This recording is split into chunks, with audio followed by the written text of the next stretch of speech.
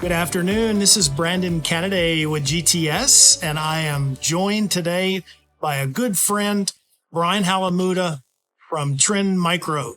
Brian, how are you? Good, Brandon. How are you doing? Great. Good to see you. Good to see you. You may be one of the spiffiest dressers. Interesting story. When Brian and I first met probably 15 years ago, you turned me on to one of the new looks, which is kind of a casual dress shoe with a suit or, sport coat. And I've been kind of rocking the outfit ever since. So thank you. Yeah, you're welcome. You're a trend setter. No pun intended. We're here today to talk about Trend Micro. And Brian, I've learned a lot about Trend Micro over the last couple of months since you've joined them. But before we go there, I'd like to learn a little bit more about you personally. I know you went to Texas A&M. Gig 'em. You had a BS in economics. I had a BA in economics from Washington and Lee. So we're, come from the same track. But go back a little bit before college. Where were you born? San Antonio. San Antonio? Born and raised in San Antonio, Texas, and then went to A&M and then been in Austin for 24 years. 24 years. So a lot has changed. Yeah, a little bit. A little bit. And you have kids? I do. Married? I've got one kid, 10-year-old boy. Wow. Great. And what do you do when you're not selling technology? I do a couple of things. A lot of kids sports. Yes. So soccer season just finished. We're about to start football season and basketball camps. Nice. So a lot of kids sports. And then my wife and I, we also are patrons of ACL. So we get to go to all the ACL tapings and get to see a lot of live music around town. You have like maybe a favorite either style of music or local band? Let's see. I think favorite local band. No, but I tend to skew more eclectic, and I like a lot of different kind of things. So a lot of kind of new age. Let's cut that out. A lot of like pop, and then some country. I kind of like everything. Everything? Yeah. You're just a music lover. I do. And yeah. you and your wife like to get out and enjoy Austin. Yes. Lots of restaurants, lots of music. If you had said 70s disco, I would have been like, okay, I'll look for you at the next club. Yeah, the Bee Gees. The Bee Gees are definitely my favorite band of all time. That's my walkout song. Right. Anyway, we can get into that later.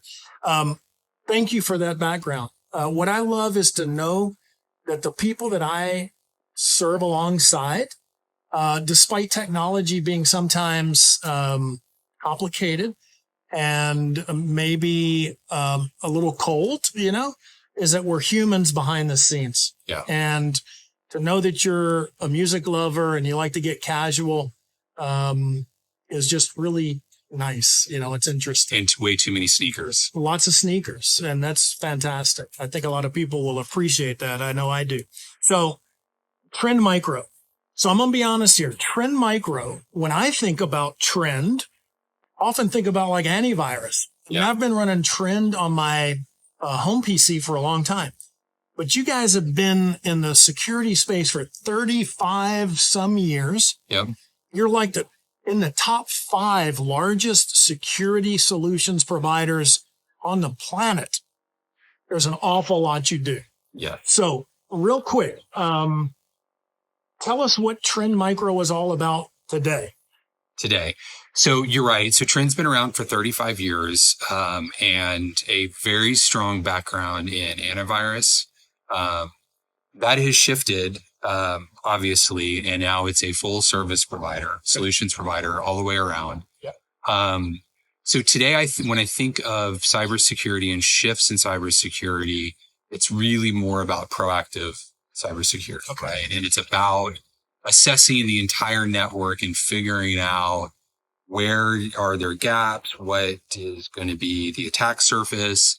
The bad guys out there tend to think in more of a matrix kind of scenario where they're not necessarily looking at, I think in the old days, we thought of cybersecurity as kind of a castle, right? And your data is the castle and you build a moat, around. and then you've got a wall, and then you maybe have some people like guarding outside of the wall, and you have all these different layers of security, which is great. The problem is once you get past that layer, you've got a place to hide. And so what's changed is, as you look out across your kingdom and you try to figure out where is my risk coming from, what Trend does a really good job of is creating a cyber risk exposure management score. And allows you to look and say, my endpoints maybe need a little bit of work. My network maybe over here needs to be updated. And so there's a full platform built around how do we figure out where the risk is coming from? And then what do we need to do to address it? To fix, kind of mitigate the risk. Right. So visibility is part of it. Right. But visibility isn't enough. You need to now be able to say, prioritize. Where do I need to pay attention the most? Yep. And then be able to actually go apply mitigations real time. And I think that's your Vision One platform, isn't it? Vision one place for all this. And last I looked, your Magic Quadrant position across all of the NIST framework areas of security, whether it's endpoint, cloud, email, network, you guys have a position in the top right in every one. Correct. Am I right? Correct. That's yeah. Incredible. Yeah. So globally, we are a top 5 cybersecurity provider globally. Okay. So you're right. In all of Gartner's Magic Quadrants, we are in the top right quadrant, which is obviously where you want to be. Yeah. And we provide, not only solutions for each of the NIST framework kind of components, but then we also have Vision One that's kind of built around it all to help you manage it. Okay. And then the backbone of all of that is obviously AI, right? So we have a tool, it's called Cybertron, which is a fun name. But Cybertron kind of plugs into all of that and allows an analyst, for example, to kind of cut through the noise of not enough to necessarily know that there's an alert. Different levels of alerts have different priorities.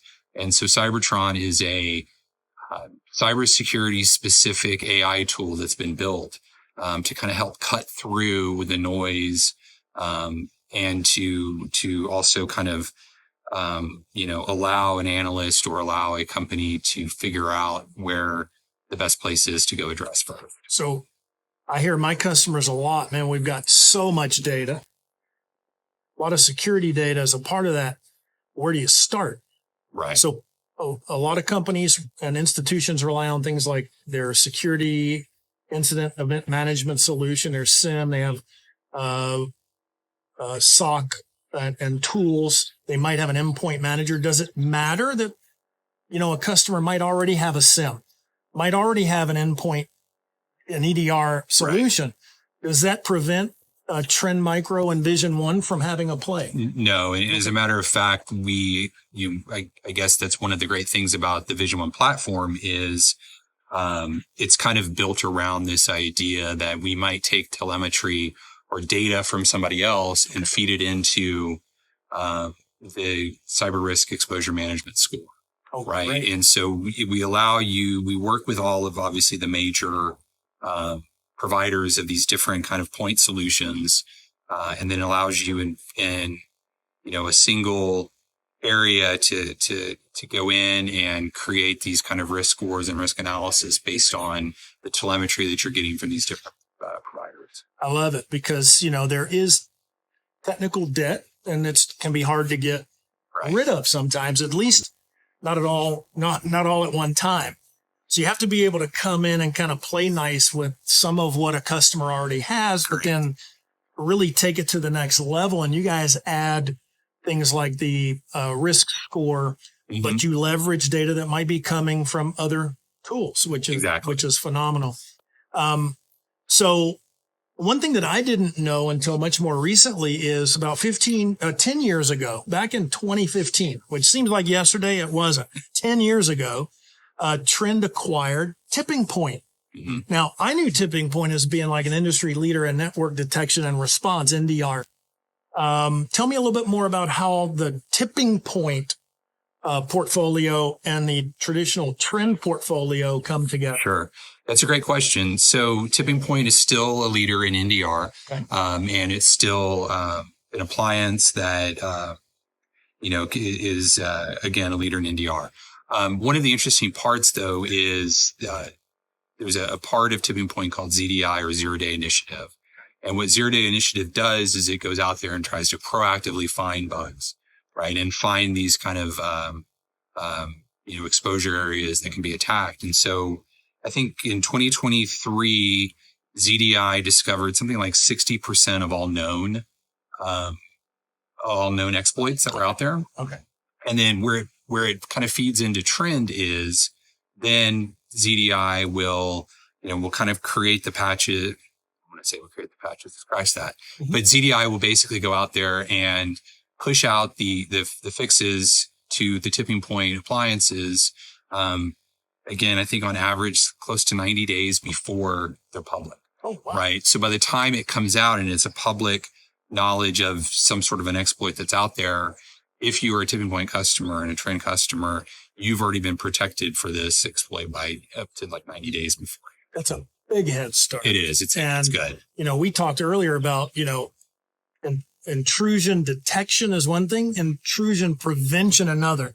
If you can give your customers a 90-day head start on exploits, I've got to believe that that's a significant advantage to security posture overall. Pretty impressive.